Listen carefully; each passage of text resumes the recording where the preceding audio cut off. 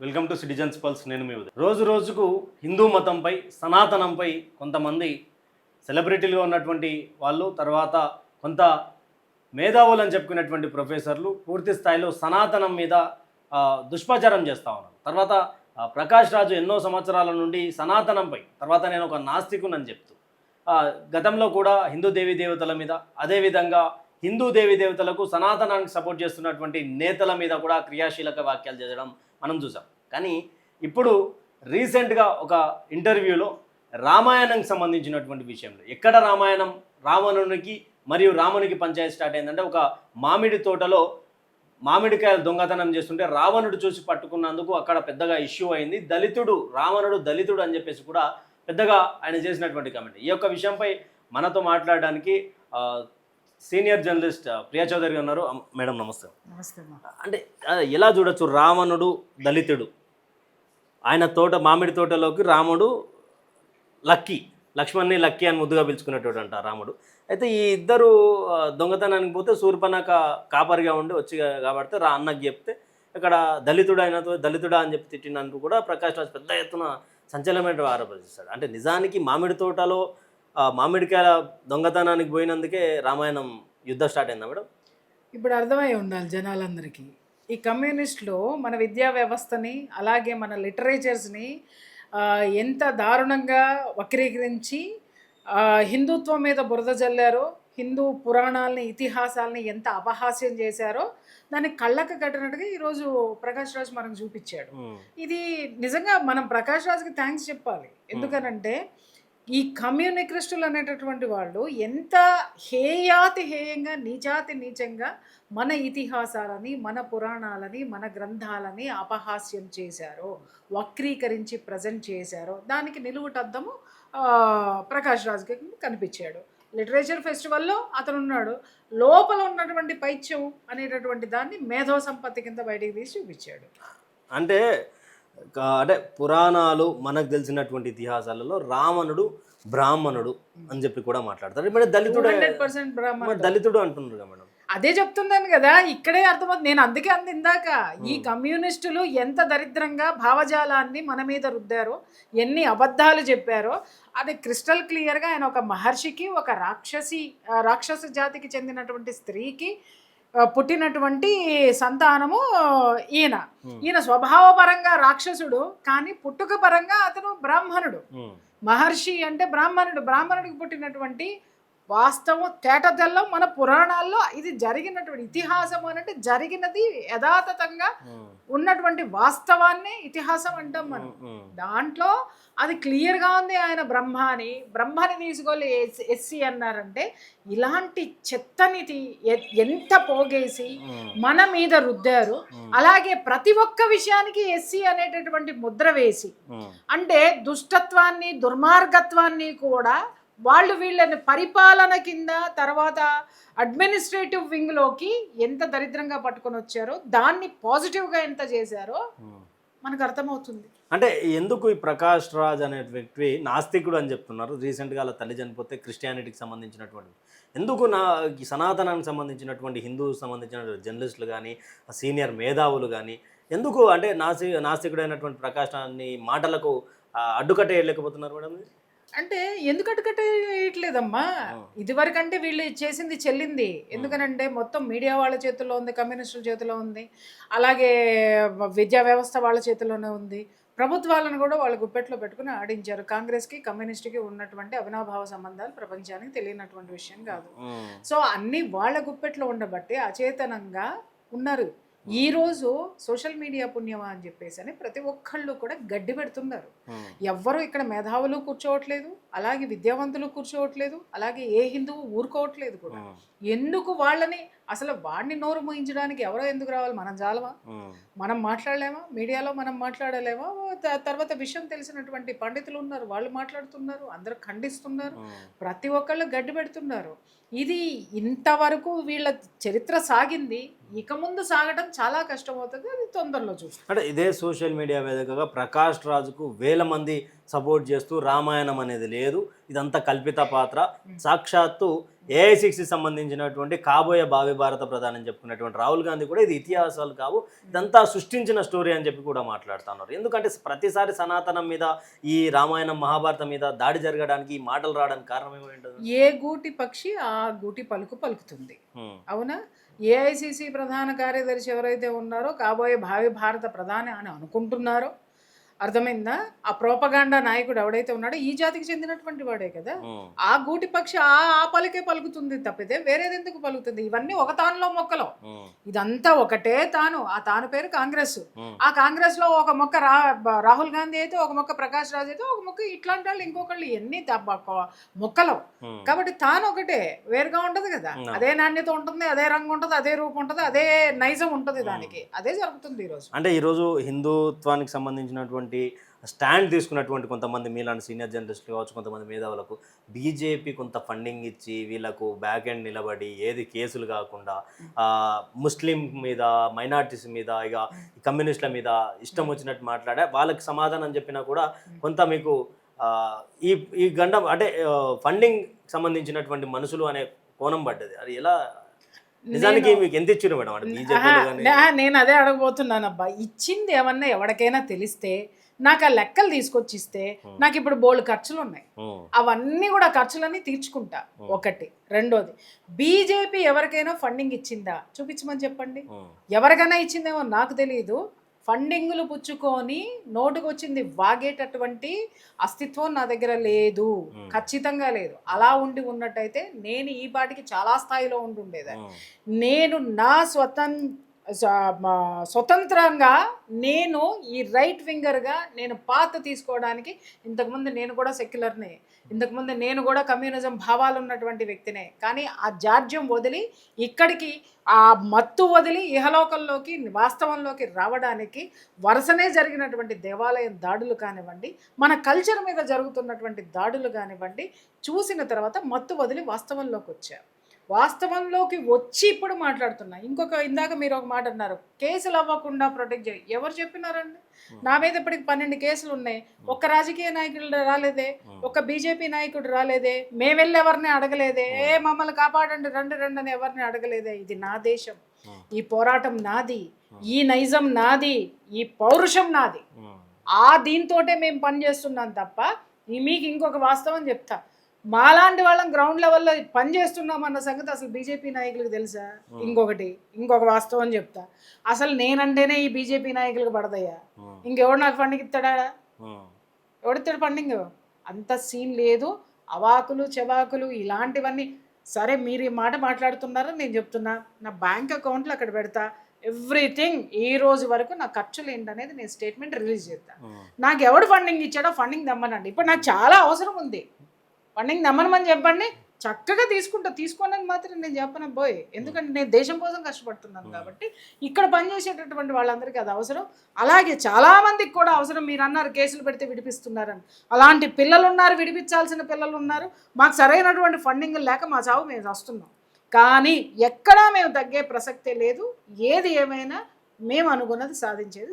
Right. అంటే దేశంలో రోజు రోజుకు లవ్ జిహాద్ సంబంధించినటువంటి చాలా అంటే ఈడ జరిగింది, రీసెంట్గా కుక్కట్పల్లిలో జరిగింది అంటూ అన్నీ ఉన్నా కూడా ఎందుకు హిందూ అమ్మాయిలు ట్రాప్లు పడడానికి కారణం ఏంటి? అసలు టీసీఎస్ సంబంధించినటువంటి నాసిక్ అంటే ఎలా చూస్తారు మేడం? అంటే ప్రధానంగా ఇప్పుడు సాఫ్ట్వేర్ కంపెనీలలోకి, తర్వాత కాలేజ్ స్టూడెంట్స్ల దగ్గరికి, తర్వాత రెస్టారెంట్లలో పూర్తి స్థాయిలో ఈ యొక్క ప్రభావం జరుగుతుంది. అంటే ఇది ప్రేమ పేరుతోటి జరుగుతుంది, లవ్ జిహాద్ అనేది మా దాంట్లో ఎవరు లేదని చెప్పి కొంతమంది కామెంట్, లేదు ఇది లవ్ జిహాద్ అని చెప్పేసి కొంత రైట్ వింగర్ సంబంధించినటువంటి జర్నలిస్టులు కానీ సీనియర్లు కానీ ఎవరైనా మాట్లాడుతున్నారు. అంటే ఈ లవ్ జిహాద్ అనే ఎలా చూడొచ్చు మేడం? ఎంత అంటే నలుగురు రేపు చేసిరని, కొంత అంటే ఫస్ట్ పెళ్లి చేసుకున్నప్పుడు బాగానే ఉన్నారు, బయటకు వచ్చినాక సడన్గా నాకు లవ్ జిహాద్ అయిపోయింది, నన్ను మోసం చేశారని మాట్లాడుతున్నాను.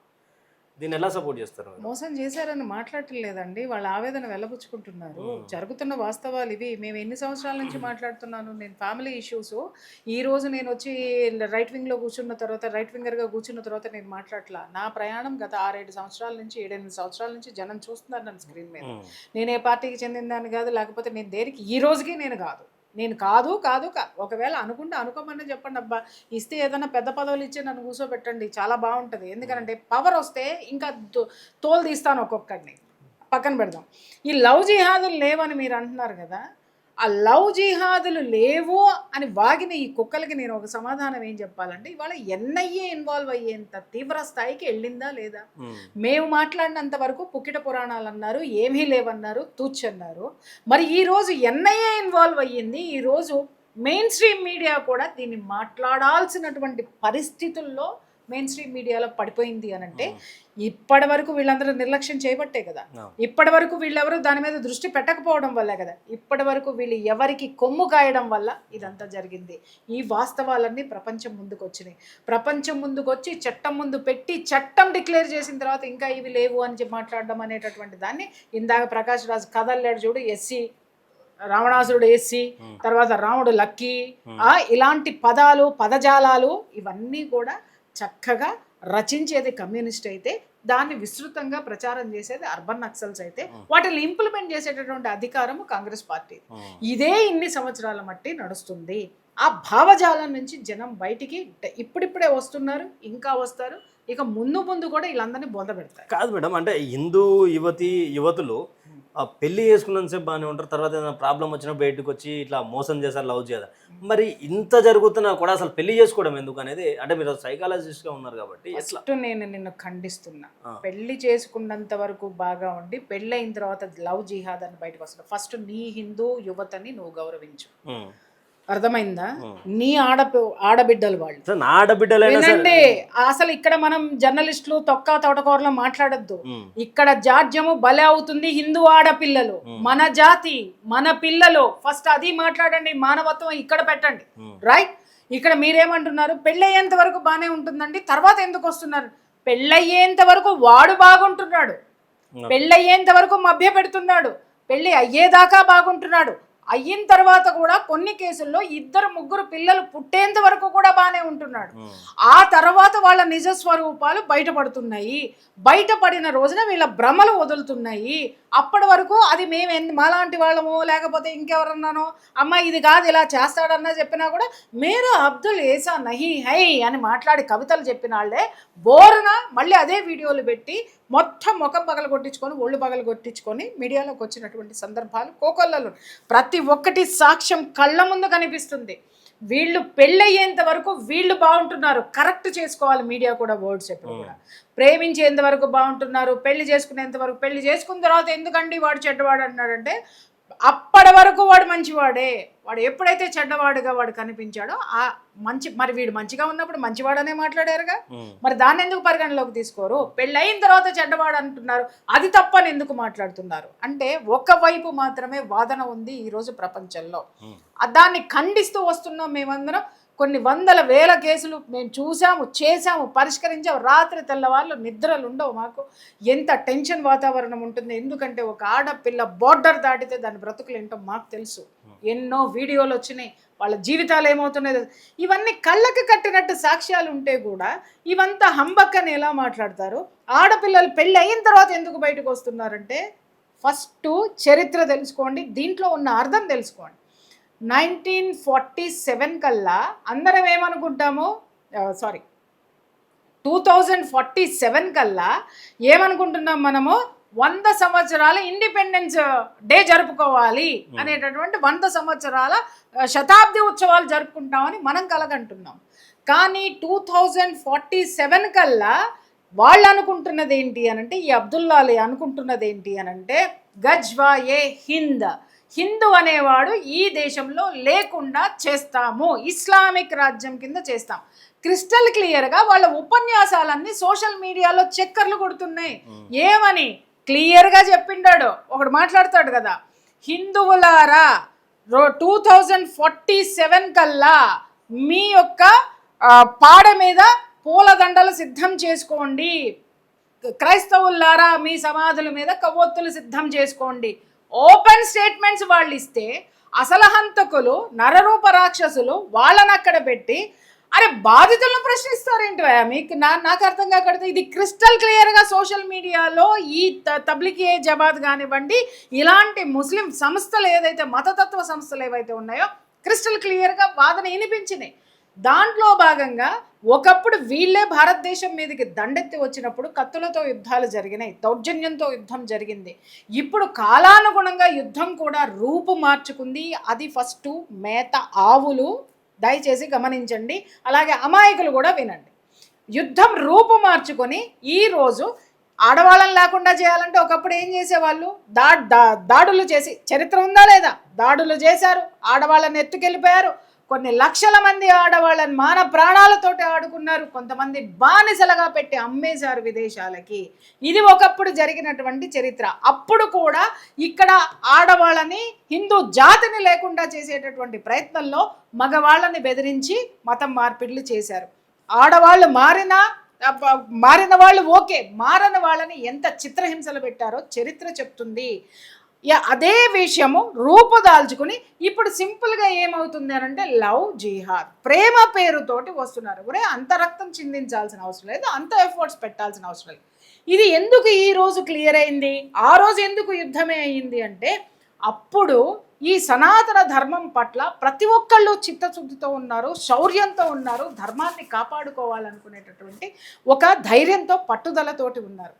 రాను రాను ఈ 75 సంవత్సరాల్లో, అంటే వాడు మన మీదకి దండెత్తి వచ్చిన ఈ 1000 సంవత్సరాల్లో కాలక్రమేణా మన యొక్క ధర్మానికి సంబంధించినటువంటి ఆనవాళ్ళని, ఇందాక స్టోరీ ఉన్నావు కదా హే లక్కీ అలాంటివి, తర్వాత ఒక బ్రాహ్మణుడిని పట్టుకొని ఎస్సీ అని చెప్పి ఒక దుర్మార్గుడికి ఎస్సీ అనేటటువంటి ముద్ర వేసి అక్కడ అతని మీద సానుభూతి తీసుకొచ్చేటటువంటి ప్రయత్నము, ఇలాంటివన్నీ కట్టుకథలు చెప్పి చెప్పి చెప్పి చెప్పి ఇవాళ హిందువులో సనాతనం అంటే ఏంటనేది తెలియకుండా మృగ్యం చేసిన తరువాత చాలా ఈజీగా ఈ యొక్క మార్గంలో లవ్ జిహాదులు, ఆడపిల్లల్లోనే లవ్ జిహాదులు జరుగుతున్నాయి మిస్టర్. ఇవాళ గృహిణులను కూడా, ఇళ్లల్లోకి వచ్చేటటువంటి ఎలక్ట్రీషియన్లో, పనిచేసే డ్రైవర్లో, వెళ్ళేటటువంటి ఆటో వాళ్ళ, ఎక్కడ ఏది అవకాశం ఉంటే అవకాశం ఉన్న ప్రతి చోట కూడా 2-3 పిల్లల తల్లుల్ని కూడా వీళ్ళు లవ్ జిహాద్లోకి దింపి పెళ్లి చేసుకుంటామని మొగుడికి విడాకులు ఇప్పించి పిల్లల్ని వదిలేసి వాళ్ళతోటి తీసుకొని వెళ్ళిపోయి వాళ్ళని పెళ్లి చేసుకుండా హింస పెట్టి నానా రకాలుగా మిగిలిన వాళ్ళందరికీ వాళ్ళని సెక్షువల్ హెరాస్ చేసి వాళ్ళని తార్చి ఇంత కష్టాలు పడితే గృహిణులు బయటకు వచ్చి నగర్కా నగాట్కా. ఇక్కడ ఈ గజ్వాయే హిందూ వెనక ఉన్నటువంటి మెయిన్ ఎజెండా ఏంటి అనంటే ఇక్కడ హిందువు స్త్రీ పునరుత్పత్తి చేసేటటువంటి ఈ హిందువు స్త్రీని నాశనం చేయడం. ఇది నాశనం చేస్తే ఇక్కడ ఈ హిందూ స్త్రీని ప్రేమల పేరిట, పెళ్ళిళ్ళ పేరిట, వీటన్నిటి పేరిట ఈ విధంగా నాశనం చేసి 4 పిల్లలు ఉన్న తర్వాత, 2 పిల్లలు ఉన్న తర్వాత బయట పారేస్తే ఏ మగాడు హిందువు ముట్టుకోడు. అర్థమైందా? నువ్వు చేసుకుంటావా? అంత అద్భుతమైనటువంటి మనస్తత్వాలు, విశాల హృదయాలు ఇక్కడ ఎవరికి ఉండవు. అలా ఆ మహిళలను అలా చేసి కేవలం లవ్ జిహాద్లు ఎందుకు జరుగుతున్నాయి, దిస్ ఇస్ ద క్లారిటీ. ఈ మగవాడు ఆ ఆడదాన్ని ముట్టుకోడు హిందూ అనేటటువంటి. ఆ పిల్ల భవిష్యత్తు ఏంటి అంటే బానిస, సెక్స్ బానిస. ముందు ఆడవాళ్ళు, తర్వాత మగవాళ్ళు. ఇవాళ జిహాదులు చూస్తున్నాం, జిమ్ముల్లో జిహాదులు జరుగుతున్నాయి, లవ్ జిహాదులు జరుగుతున్నాయి. ఎక్కడ జరగటం లేదు ఉదయ్, మీరు గ్రౌండ్లోకి వెళ్తున్నారు, ఎంత చూస్తున్నారు, ఎన్ని వినిపిస్తున్నాయి. మగవాళ్ళల్లో ఏం జరుగుతుంది నేనంటే ఆ సన్నాసి వెధవ ఒకడు మాట్లాడాడు. ఈరోజు ఫుడ్డులో ఆ ఫర్మెంటేషన్ కోసం కలిపేటటువంటి ఆ కెమికల్స్ ఏవైతే ఉన్నాయో మీరు క్రిస్టల్ క్లియర్గా తీసి చదువుకొని సావండి, ఇక్కడ టైం లేదు నాకు చెప్పడానికి.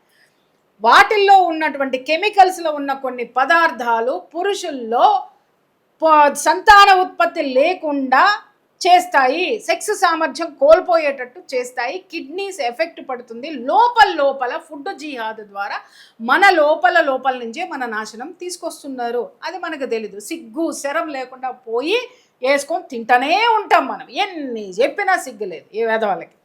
అయిపోయింది.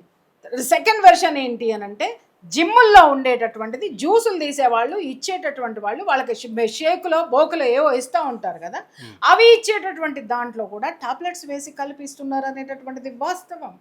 ఇవన్నీ ఎందుకు బయటికి రావడం లేదు అని అంటే ఈ వాస్తవాలను బయటపెట్టే ప్రభుత్వాలను ప్రజలు ఎన్నుకున్నారా?